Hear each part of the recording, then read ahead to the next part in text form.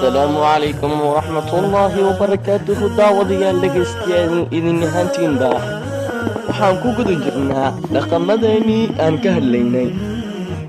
waxaan doonayaa in aan kuu soo gudbiyo ma noqon kartaa qof imtixaanka kaalinta koowaad ka gala? waaw, haamis maya, jawaabtaada intaas kama dhici karto.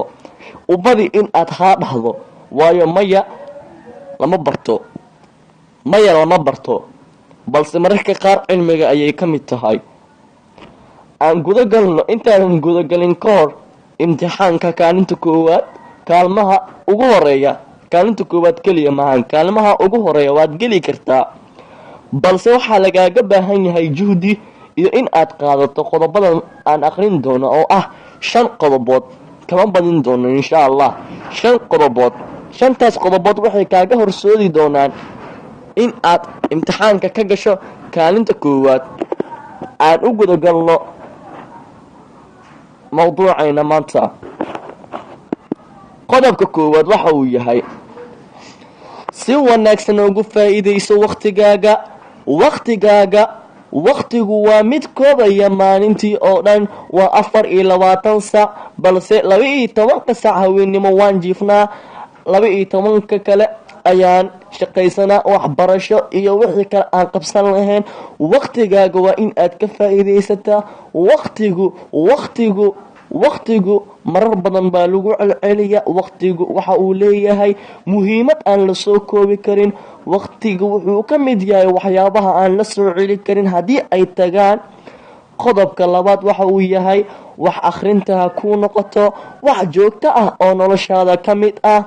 wax akhrinta maalinkiiba waa in aad akhrisaa u yaraan 2 baal oo casharadii aad soo qaadato ka mid ah. haddii aadan cashir xataa soo qaadan maalinkaas, dib ugu celi casharadii hore aad soo qaadatay. yaysan ku dhaafin maalin aadan wax akhrisan. wax akhrintu waxay ka mid tahay waxyaabaha aan la soo celi karin haddii ay ku dhaafto iyadana. wax akhrintu waa in ay noloshaada ka mid tahay. waana qodobada lagu gaari karo in imtixaanka aad ka gasho kaalmaha hore. qodobka saddexaad waxa uu yahay maadooyinka aad jeceshahay dartood ugu samir. maadooyinka aadan ka helin waa arrin halis badan. maadooyinka dhammaan ma wada jeclid, waayo bini-aadin ayaan lahay. meel kuma toosi karno, meel waa ay naga qaloocanaysaa, balse meesha ay noogu toosto waa in aan ugu samirnaa meesha ay naga qaloocan tahay. tusaale, maado ayaa kugu adag sida xisaabta oo kale, waxaad jeceshahay soomaaliga camal, inkastoo dadka ay soomaaliga kasoo horjeedaan. tusaale, English aan usoo qaato, English ayaad jeceshahay, waxaana kugu adag xisaabta. Englishka aad jeceshahay darteed ugu samir maadada xisaabta ah, waad fahmi doontaa. si kaliga juhdiga aad siisay maadada Englishka, sidaad u fahantay iyada si ka daran waad u fahmi doontaa insha Allah. qodobka afraad, shaqo maanta lagu diray dib ha u dhigin. shaqo maanta lagaaga baahan yahay dib ha u dhigan.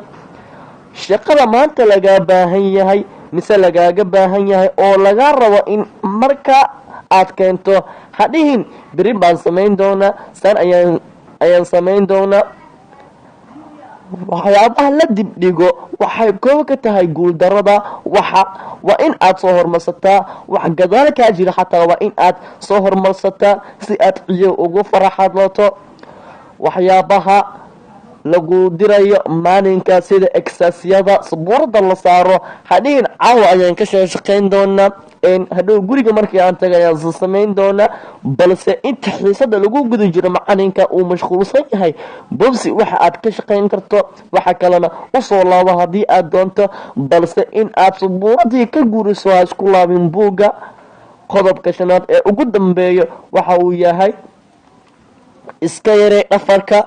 waa arrin aanan labada ogeyn, balse u baahan in muhiimad gaar ah la siiyo. Haweenkii waan dhafarnaa, moobeelo iyo wixii la mid ah ayaan ku dhafarnaa, aflaan daawasho iyo wixii la mid ah aan la soo koobi karin ayaan ku dhafarnaa. Haweenkii haddii aan ku dhafri lahayn akhrin aayadaha qur-aanka kariimka, istaag salaatuleyl, haddii aan ku dhafri lahayn faa-iidooyin ayaan ka heli lahayn. Balse moobeelo aan ku dhafarnay iyo waxyaabo micno aan noo lahayn aan ku dhafarnay, waxa ay ka mid tahay guuldarada waxyaabaha inoo keeni kara. Waayo maskaxda haweenka waa ay nasataa, intii aan nasin laheedna haddii aad ku mashquuliso taleefon iyo waxyaabo kale, maskaxdaadu wixii ay hore u heysay ayaa qalqiil galaya in ay sii heeso. Intaa ayaan kusoo koobayaa 5 qodobood oo aad ku gaari lahayd kaalmaha hore ee imtixaanka. Haddii aad qaadato insha Allah waan ku rajeynayaa in aad geli doonto kaalin 1, 2, 3 iyo wixii la mid ah. Intaa aanagu joogto, anigu waxaan nahay Caaqil Yacko, adigu waxaad tahay daawade dhegeyste. haddii ay kugu cusub tahay arrintan, sii faafi oo walaalahaga sii gaarsii si ay iyagana kula galaan imtixaanka kaalmaha ugu horeeya. Intaan ku kulmi doono kulantiga xiga, waxaan idinkaga tegayaa sidaa iyo nabadgelyo.